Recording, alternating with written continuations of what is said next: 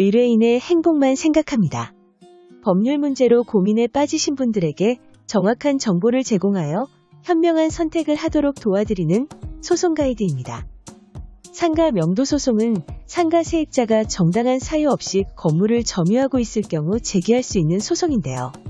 이와 같은 상황이 발생하는 가장 대표적인 상황은 바로 임차인이 몇 개월에 걸쳐 임대료를 내지 않아 퇴거 명령을 했음에도 불구하고 이를 거부하고 상가를 불법 점거하는 경우입니다.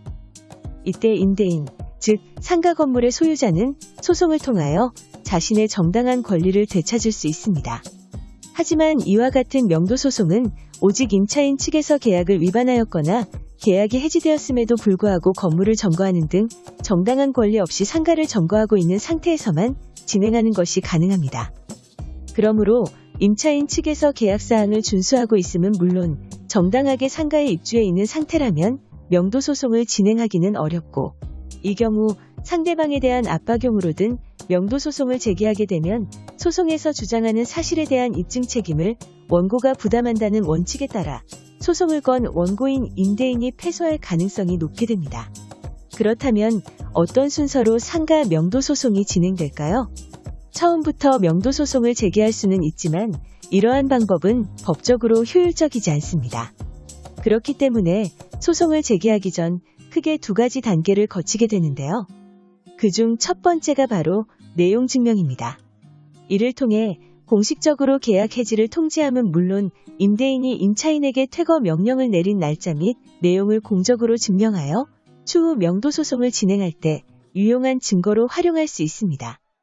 게다가 이와 동시에 소송 진행 시 증거로 활용할 수 있는 자료를 모으는 것이 유리한데요. 임대계약 당시 작성했던 계약서, 통장 입출금 내역, 독촉성 문자 메시지, 통화 내역 및 녹취록 등 임차인에게 퇴거 및 임대료 지불을 정상적으로 요구해왔음에도 임차인은 차임 납부를 미루거나 하지 않아왔다는 사실을 입증할 수 있는 증거들을 최대한 모으는 것이 좋습니다. 내용 증명에는 어떠한 내용이 포함되어 있을까요? 이에는 부동산 인도기한, 추후 소송 이사 제기 등의 내용을 담는데요. 물론 이러한 내용 증명에는 법적 강제력이 없기 때문에 내용 증명을 보냈다는 사실만으로 임차인에게 강제 퇴거 조치를 취할 수는 없습니다. 하지만 임대인과 임차인의 관계를 입증할 수 있는 효율적인 증거가 될 수 있는 데에 의미가 있습니다. 하지만 내용 증명의 가장 큰 의미는 따로 있습니다. 정식적인 소송에는 굉장히 많은 비용과 시간이 소요됩니다. 그렇기 때문에 최대한 소송 없이 문제를 해결하는 것이 경제적으로 효율적인데요. 내용 증명을 통해 임차인에게 심리적 압박감을 주고 경고를 할 수 있어 조기에 문제를 해결할 수 있습니다. 물론 이 경우 임대인 개인의 명의로 내용 증명을 발송하는 것보다는 변호사나 로펌의 명의로 내용 증명을 발송하면 아무래도 그 효과가 좋을 가능성이 높습니다. 상가 명도 소송 전 취해야 할 두 번째 조치에는 점유이전 가처분 신청이 있습니다. 이는 부동산에 대한 인도 명도 청구권을 보전하기 위한 가처분 중 하나입니다. 즉, 부동산의 인정 물적 현상을 본 집행 시까지 그대로 유지하도록 하는데요. 부동산 명도 소송의 상대방은 현재의 임차인이며 상가 명도 소송에서 승리하였을 때의 효력 및 실행 또한 임차인을 상대로 발생합니다.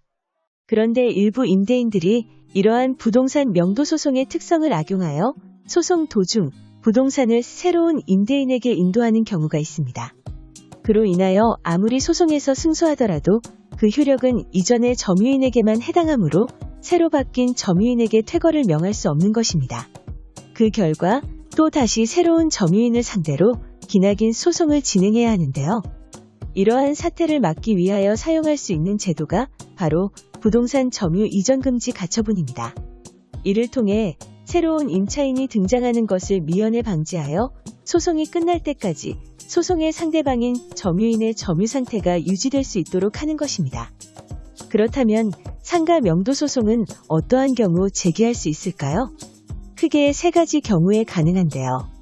첫 번째로는 임차인이 임대료를 연체하였을 경우입니다. 상가 임대차의 경우 3회 이상 임대료를 연체하였을 경우 임대인에게 건물 명도 소송을 제기할 권리가 발생합니다. 두 번째는 임대 계약 종료 후 6개월 이상이 지났음에도 불구하고 임차인이 부동산을 점거하고 있을 경우입니다.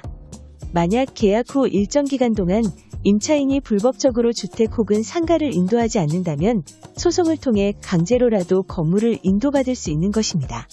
세 번째는 새로운 임대인이 경매 등을 통하여 정당하게 건물을 구입했음에도 불구하고 기존 점유인이 이를 인도하지 않는 경우입니다. 경제적인 이유로 기존의 건물을 소유하던 자가 그를 압류당한 후 강제로 경매에 붙여지는 사례가 있습니다. 주로 부채를 변제하지 못하였거나 큰 액수의 국세를 장기 미납한 상황에서 그런 일들이 발생하는데요. 종종 이에 반발감을 가진 기존 점유인이 건물을 새로운 주인에게 인수하지 않는 경우가 발생합니다. 우리 법에서는 만약 새로운 건물주가 매입대금을 정상적으로 지불하였음에도 불구하고 적법한 부동산 인도명령 기한이 지나도록 이를 인도하지 않을 경우 명도소송을 통해 권리를 주장할 수 있도록 합니다. 그러므로 대금 지급 후 6개월 이상의 시간이 흘렀는데도 상가 건물을 인도받지 못했을 경우 법적인 절차를 통해 이를 돌려받는 것이 가능합니다. 상가 명도 소송에서 승소한 경우라면 이후 어떻게 사건이 진행될까요?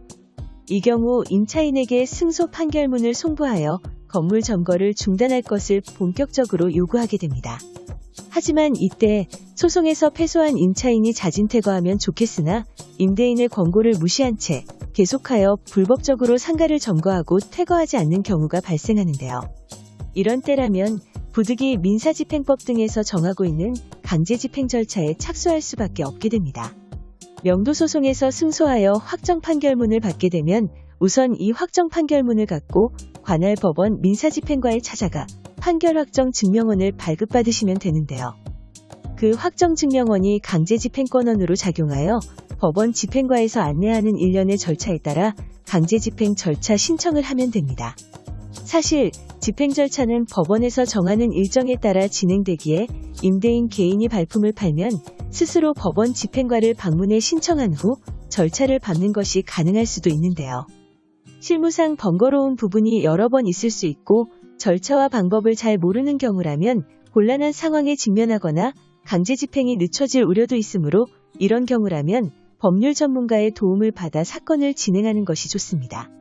상가 명도소송은 우리 법이 임대인의 권리를 보장해주기 위해 만든 제도이기 때문에 임대인인 원고가 소송에서 주장하는 청구원인이 실제 사실인 이상에는 대개 임대인의 승소로 소송이 종결될 가능성이 높습니다. 하지만 앞서 말씀드린 것처럼 소송에는 굉장히 긴 시간이 걸리는데요. 특히나 임차인과 임대인 간의 갈등이 심할 경우로서 당사자 중 일방이 소송을 의도적으로 지연시킬 경우라면 길게는 최대 몇 년의 시간이 소요될 수도 있습니다. 그러므로 소송 준비 단계부터 시행착오를 줄이고 최대한 빠른 시간 내에 상가명도 소송에서 승소를 얻어낼 수 있도록 분쟁 발생 초기부터 전문가와 상담하여 소재기를 하시는 것이 현명한 선택입니다. 소송 가이드는 법률적으로 문제가 될 수 있는 부분에 관해 상세히 설명을 드리고 그 해결책에 관하여 근거 법령 및 관련 법령을 제시하는 길잡이를 해드립니다. 항상 노력하는 자세로 의뢰인의 이익을 최우선하는 모습을 보여드리겠습니다. 그 밖에 더 많은 정보는 네이버 소송 가이드 카페로 오시면 확인하실 수 있습니다. 내용이 마음에 드셨다면 구독과 좋아요, 알림 설정 부탁드립니다. 더 좋은 내용으로 찾아오겠습니다. 꼭 승소할게요.